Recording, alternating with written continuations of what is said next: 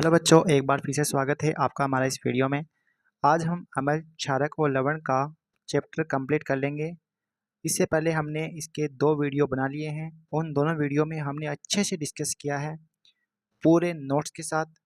और अगर आपने वो वीडियो नहीं देखी है तो जाकर देख लेवे, क्योंकि अगर आपने उन वीडियो को देख लिया और साथ में नोट्स बना लिया तो क्लास 10th में आपके 90+ नंबर कोई नहीं रोक सकता है।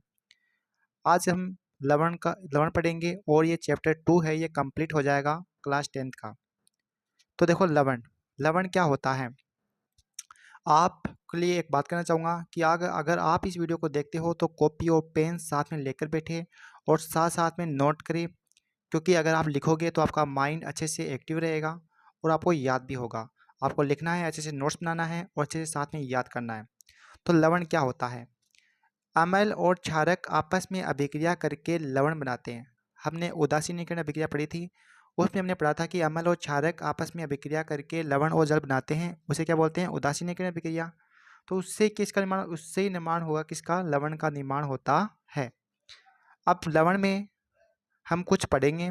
लवण में कौन कौन से पढ़ने वाले हैं उन सब की बात कर लेते हैं कि इस चैप्टर में, इस क्लास में हम कौन कौन से लवण डिस्कस करेंगे।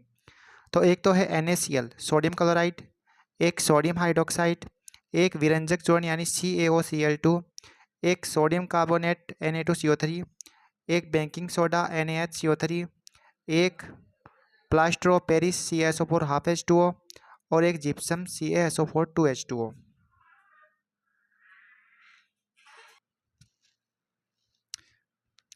तो ये होता है जिप्सम। तो इन सब के बारे में हम डिस्कस करेंगे इस क्लास के अंदर। तो शुरू करते हैं ये क्लास। सबसे पहले हम बात करेंगे सोडियम क्लोराइड की। सोडियम क्लोराइड यानी नमक, साधारण नमक। हमारे घरों में जो नमक काम आता है उसको बोलते हैं सोडियम क्लोराइड, और इसका सूत्र होता है NaCl होता है सोडियम क्लोराइड। अब देखो ये कैसे बनेगा। जब अम्ल और क्षारक आपस में अभिक्रिया करेंगे तो लवण बनते हैं। कैसे? देखो, अम्ल है, अम्ल का सूत्र है, ये कौन सा अम्ल है? हाइड्रोक्लोरिक अम्ल है। और ये सोडियम हाइड्रोक्साइड है। जब ये अभिक्रिया करेगा तो ये NaCl के साथ जाएगा तो बन जाएगा NaCl, और ये OH है, ये जाएगा H के साथ तो बन जाएगा H2O। ठीक है, मैंने आपको पिछली वीडियो में सिखाया था कि कैसे हम अभिक्रिया करवाते हैं। ठीक है, अगर आपने नहीं देखा तो जाकर देख लेना। तो ये जो बना है NaCl, इसे बोलते हैं नमक, साधारण नमक बोलते हैं, सोडियम क्लोराइड, और ये है जल। इस प्रकार इस सोडियम क्लोराइड का निर्माण होता है। अब उपयोग सभी को पता है, घरों में खाद्य सामग्री में काम में लेते हैं, जैसे सब्जी बनाते हो, खाना बनाते हो, रोटी बनाते हो, सभी में नमक काम आता है। ठीक है, तो ये इसका उपयोग हो गया। उसके बाद में आता है सोडियम हाइड्रोक्साइड। सोडियम हाइड्रोक्साइड का सूत्र होता है NaOH। क्या सूत्र होता है? NaOH होता है। अब देखो सोडियम हाइड्रोक्साइड के बारे में कि निर्माण कैसे होगा। जब हम सोडियम क्लोराइड के, ये सोडियम क्लोराइड है, इसके जलीय विलयन में हम क्या करेंगे? विद्युत धारा।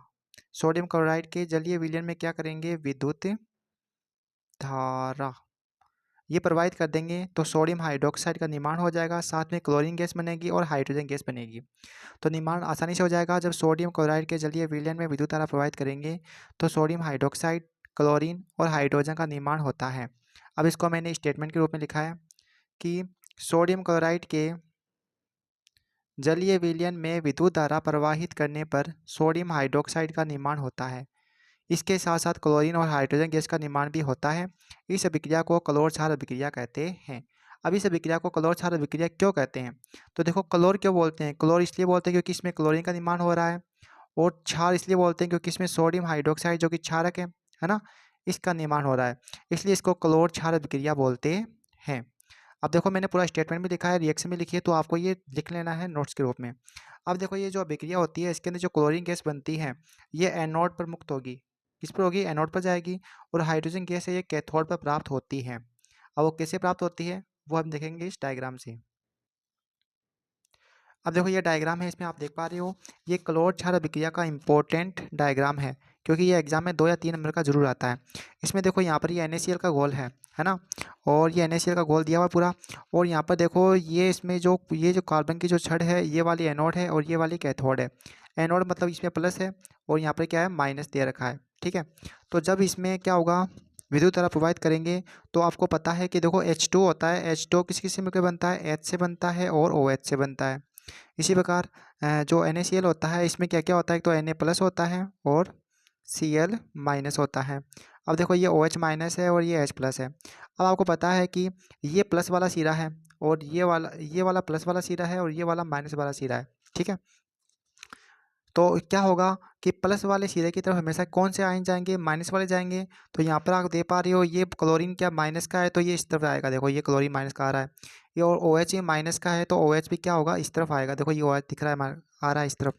और जबकि ये वाला माइनस का सिरा है तो माइनस की तरफ कौन से जाएंगे, प्लस वाले जाएंगे। तो H प्लस क्या है, H प्लस का है तो ये H प्लस का इस तरफ जाएगा। और Na प्लस का है तो ये भी Na प्लस का इस तरफ जाएगा, यहाँ पर आप देख पा रहे हो। इस प्रकार से इसमें आयन क्या होंगे, मूव करेंगे। और इसके बाद में जो इसका जो प्लस वाला सिरा है, एनोड वाला सिरा है ना, इस तरफ कौन सी गैस प्राप्त होगी, क्लोरीन। और जो ये कैथोड वाला सिरा है ये वाला, इस तरफ कौन सी गैस प्राप्त होगी, हाइड्रोजन गैस प्राप्त होगी। तो ये पूरा डायग्राम रहता है क्लोर क्षार अभिक्रिया का। अब इसमें देखो जो क्लोरीन गैस बनी है उसका उपयोग, क्लोरीन गैस बनती है इसका उपयोग CFC में करते हैं, PVC में करते हैं, रोगाणुनाशक के रूप में करते हैं और जल की सफाई में, स्विमिंग पूल में इसका उपयोग किया जाता है क्लोरीन गैस का। और इसमें जो हाइड्रोजन गैस बनती है इसका उपयोग खाद्य के लिए, अमोनिया में जो खाद बनाते हैं खाद, उसमें अमोनिया के रूप में, ईंधन में, मार्गरीन में इसमें हाइड्रोजन गैस का उपयोग किया जाता है। तो इन दोनों के उपयोग भी है वो आपको एग्जाम में पूछ सकता है, 2 नंबर का क्वेश्चन आ सकता है, याद कर लेना है। उसके बाद में आता है सोडियम हाइड्रोक्साइड का उपयोग। तो सोडियम हाइड्रोक्साइड है, इसका उपयोग साबुन और अपमार्जक बनाने में करते हैं, ठीक है ना। ये कॉमन सेंस की बात है और ये प्रश्न आता है। साबुन और अपमार्जक बनाने में सोडियम हाइड्रोक्साइड काम आता है। उसके अलावा कागज़ बनाने में, कृत्रिम फाइबर में, धातुओं से ग्रीस हटाने के लिए भी सोडियम हाइड्रोक्साइड काम आता है। ये सोडियम हाइड्रोक्साइड का उपयोग है, ध्यान में रखना है, वेरी इंपॉर्टेंट। अब अगला आता है विरंजक चूर्ण, कैल्शियम ऑक्सीक्लोराइड भी बोलते हैं इसको, ब्लीचिंग पाउडर भी बोलते हैं। इसका जो सूत्र होता है वो होता है CaOCl2। क्या होता है, CaOCl2 होता है। इसका दूसरा नाम होता है कैल्शियम ऑक्सीक्लोराइड और एक और नाम होता है, तीसरा नाम ब्लीचिंग पाउडर, ये सब बोलते हैं इसको। तो देखो कैसे बनेगा, सोडियम क्लोराइड के जलीय विलयन में विद्युत धारा प्रवाहित करने पर क्लोरीन गैस का निर्माण होता है। जब क्या करेंगे, वो सोडियम जो पहले बार देखा था ना हमने, सोडियम क्लोराइड के जलीय विलयन में विद्युत धारा प्रवाहित की थी। इससे पीछे हमने अभिक्रिया देखी है कि सोडियम, देखो मैं दिखा देता हूँ मैं आपको अभी 2 मिनट में। देखो ये वाली अभिक्रिया रहेगी, देखो ये वाली। तो इसमें क्या किया था हमने, सोडियम क्लोराइड के जलीय विलयन में विद्युत प्रवाहित की थी। इसमें हमें सोडियम हाइड्रोक्साइड और क्लोरीन और हाइड्रोजन गैस मिली थी। तो इसमें जो ये हाइड्रोजन गैस प्राप्त होती है ना, इसको क्या करेंगे, चूने के पानी में प्रवाहित कर देंगे तो हमारा विरंजक चूर्ण बन जाएगा। देखो कैसे, हाँ ये रहा। तो देखो क्या होगा इसमें कि सोडियम क्लोराइड के जलीय विलयन में विद्युत धारा प्रवाहित करने पर क्लोरीन गैस का निर्माण होता है। इस क्लोरीन गैस को अगर चूने के पानी में प्रवाहित कर दिया जाए तो विरंजक चूर्ण का निर्माण हो जाएगा, बहुत ही आसान है। तो यह चूने का पानी सूत्र होता है CaOH का होल्ट वाइज, इसे बोलते हैं चूने का पानी। इसी का एक और नाम होता है कैल्शियम हाइड्रोक्साइड। जब इसमें क्लोरीन गैस, देखो ये क्लोरीन गैस बनी है ना ये वाली, इस क्लोरीन गैस को इसमें प्रोवाइड कर देंगे तो हमें क्या प्राप्त हो जाएगा, विरंजक चूर्ण प्राप्त हो जाएगा। और इसका सूत्र होता है CaOCl2, साथ में H2O बनेगा, ठीक है। इस प्रकार विरंजक चूर्ण का निर्माण होता है। अब विरंजक चूर्ण का उपयोग कहाँ कहाँ किया जाता है। देखो मैं आपको एक बात बताऊंगा, विरंजक चूर्ण का जो फॉर्मूला है ये बहुत बार पूछा जाता है। तो विरंजक चूर्ण का जो फॉर्मूला है CaOCl2, ये आपको याद कर लेना है अच्छे से। अब विरंजक चूर्ण का उपयोग नंबर 1 पीने के वाले पानी को जीवाणुओं से मुक्त करने में, नंबर 2 रासायनिक उद्योगों में उपचायक के रूप में, यहाँ पर उपचायक लिखा हुआ है, उपचायक, रासायनिक उद्योगों में उपचायक के रूप में काम में लेते हैं किसको, कैल्शियम ऑक्सीक्लोराइड को, विरंजक चूर्ण को। तीसरा उपयोग है वस्त्र उद्योग में और चौथा उपयोग है कागज की फैक्ट्री में। इन सब में इसका उपयोग किया जाता है विरंजक चूर्ण का। आपको विरंजक चूर्ण के 2 उपयोग याद रखने हैं। उसके बाद में बेकिंग सोडा, बेकिंग सोडा का दूसरा नाम होता है सोडियम हाइड्रोजन कार्बोनेट और तीसरा नाम होता है सोडियम बाइकार्बोनेट। इसका जो फॉर्मूला होता है वो होता है NaHCO3। अब देखो ये कैसे बनेगा, सोडियम कार्बोनेट के जलीय विलयन में कार्बन डाइऑक्साइड और अमोनिया गैस प्रवाहित करने पर बेकिंग सोडा और अमोनियम क्लोराइड का निर्माण होता है। देखो रिएक्शन समझेंगे, रिएक्शन से ये सोडियम क्लोराइड है और इसमें H2O मिला दिया तो ये क्या बन गया, सोडियम क्लोराइड का जलीय विलयन बन गया। अब इसमें एक तो CO2 गैस प्रोवाइड करेंगे और एक अमोनिया गैस प्रोवाइड करेंगे। तो ये दोनों गैस प्रोवाइड करोगे ना तो क्या बन जाएगा, बेकिंग सोडा बन जाएगा, साथ में अमोनियम क्लोराइड बन जाता है। अब यहाँ पर मैंने जो स्टेटमेंट लिखा है वो पूरा का पूरा इस रिएक्शन से लिखा है, तो आपको रटने की बिल्कुल भी जरूरत नहीं है।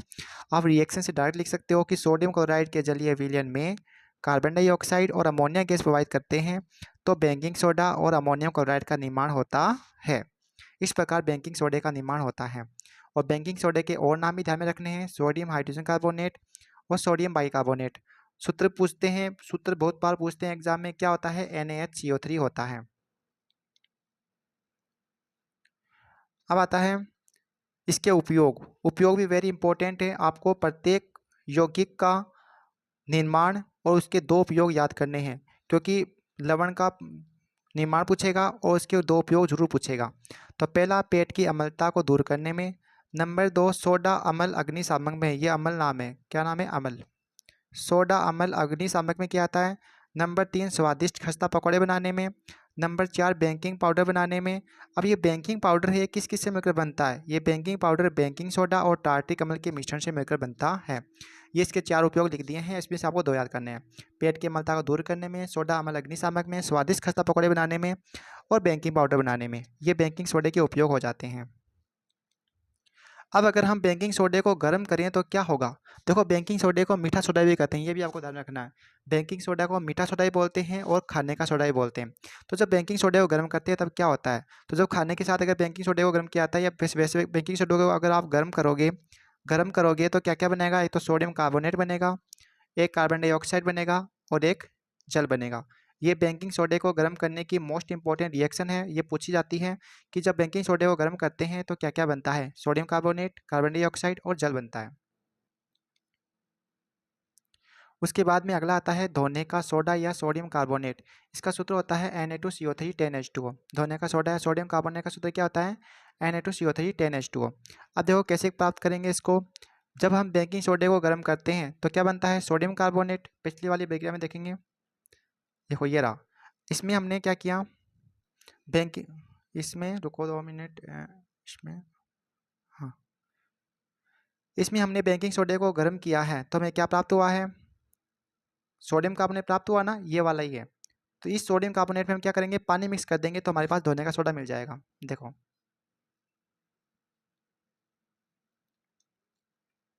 तो देखो ये जो सोडियम कार्बोनेट मिला है इसमें अगर हम पानी मिक्स कर देंगे तो क्या बन जाएगा? ये धोने का सोडा बन जाता है। तो ये इसको पूरा स्टेटमेंट के रूप में लिख दिया है मैंने कि जब बेकिंग सोडे को गर्म करते हैं तो सोडियम कार्बोनेट बनता है। उसके बाद सोडियम कार्बोनेट का फिर से क्रिस्टलीकरण यानी इसमें जल मिक्स कर दिया जाता है तो धोने के सोडे का निर्माण हो जाता है। और धोने के सोडे के अंदर क्रिस्टल लवण के कितने अणु होते हैं? 10 अणु होते हैं। ये है धोने के सोडे का निर्माण। उसके बाद में धोने के सोडे के उपयोग वेरी वेरी इंपॉर्टेंट। ये फॉर्मूला आपको याद रखना है, धोने के सोडे का वेरी वेरी इंपॉर्टेंट है, ये आपको पूछा जाएगा एग्जाम के अंदर। Na2CO3 10H2O। अब इसका उपयोग क्या क्या है? नंबर 1 है घरों में साफ सफाई में धोने के सोडे का उपयोग करते हैं। नंबर 2, जल की स्थायी कठोरता हटाने में। नंबर 3, बोरेक्स जैसे सोडियम यौगिक के उत्पादन में। नंबर 4, कांच, साबुन और कागज उद्योग में भी किसका उपयोग किया जाता है? धोने के सोडे का उपयोग किया जाता है।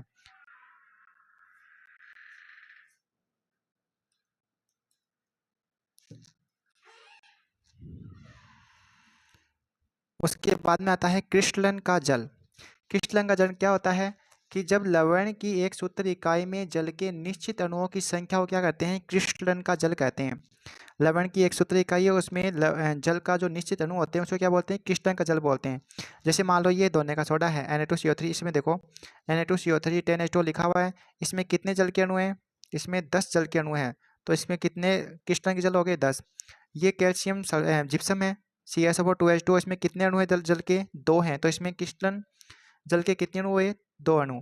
ये कॉपर सल्फेट आ गया, इसमें क्रिस्टलन जल के कितने अणु हैं? 5 हैं। इस प्रकार ये क्रिस्टलन का जल होता है। फिर अगला आता है प्लास्टर ऑफ पेरिस। इसका सूत्र होता है CaSO4 ½ H2O। Very very important, plaster of Paris का सूत्र वेरी वेरी इंपॉर्टेंट है। तो आपको इसके सूत्र अच्छे से लिख लेना है और ये जो लिखवा रहा हूँ मैं नोट्स के रूप में, सबको आपको कॉपी में उतार लेना है। प्लास्टर ऑफ पेरिस सूत्र होता है CaSO4 ½ H2O होता है। अब निर्माण कैसे होगा?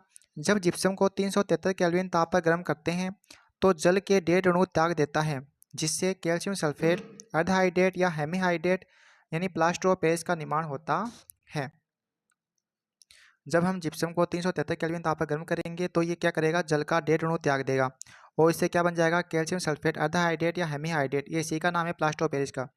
प्लास्टर ऑफ पेरिस का निर्माण हो जाता है। देखो समझो, पहले ये क्या है, जिप्सम, ये सूत्र है जिप्सम का सूत्र है CaSO4 2H2, ये जिप्सम का सूत्र होता है, ये भी जरूरी है याद रखना है। जिप्सम सूत्र क्या होता है, CaSO4 2H2O।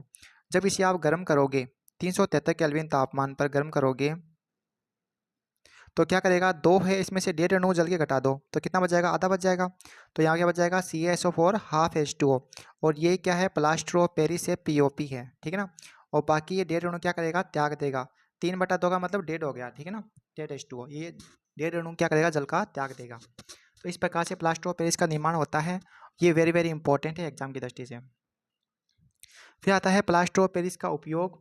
Plaster of Paris का सूत्र मैं बार बार क्यों लिख रहा हूँ, ताकि आपको याद कर लो, क्योंकि ये एग्जाम में पूछा जाएगा CaSO4 ½ H2O। इसके उपयोग नंबर 1, टूटी हुई हड्डियों को जोड़ने में करते हैं डॉक्टर। जब किसी की हड्डी टूट जाती है तो डॉक्टर क्या करते हैं, उसको प्लास्टर ऑफ पेरिस करते हैं। नंबर 2, सजावटी खिलौने बर्तन बनाने में करते हैं। नंबर 3, सजावट का सामान बनाने में करते हैं। प्लास्टर ऑफ पेरिस का उपयोग इनमें किया जाता है। एक बात और ध्यान रखना, प्लास्टर ऑफ पेरिस होता है ना, इसको क्या करते हैं, हमेशा आर्द्ररोधी बर्तन में रखते हैं, हमेशा आर्द्ररोधी बर्तन में रखते हैं।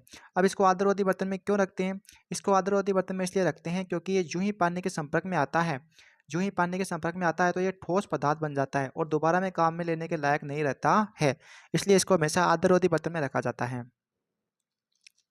उसके बाद में आता है जिप्सम। जिप्सम का सूत्र होता है CaSO4 2H2O। ये जस्ट उल्टी प्रोसेस होगी, ठीक है ना, जैसे प्लास्टर ऑफ पेरिस का निर्माण किया उसकी उल्टी प्रोसेस होगी। तो जब प्लास्टर ऑफ पेरिस में पानी मिक्स कर दिया जाता है तो जिप्सम का निर्माण हो जाता है। तो देखो ये सूत्र किसका है, प्लास्टर ऑफ पेरिस का सूत्र है POP, और इसमें अगर 1.5 अणु जल के मिला देंगे तो क्या बन जाएगा, जिप्सम बन जाता है। ये किसका सूत्र है, जिप्सम का सूत्र है। इस प्रकार ये जिप्सम का निर्माण हो जाता है। तो बच्चों आपको ये क्लास कैसी लगी, अगर आपको ये वीडियो अच्छी लगी तो वीडियो को लाइक जरूर करें, चैनल को शेयर करें। धन्यवाद।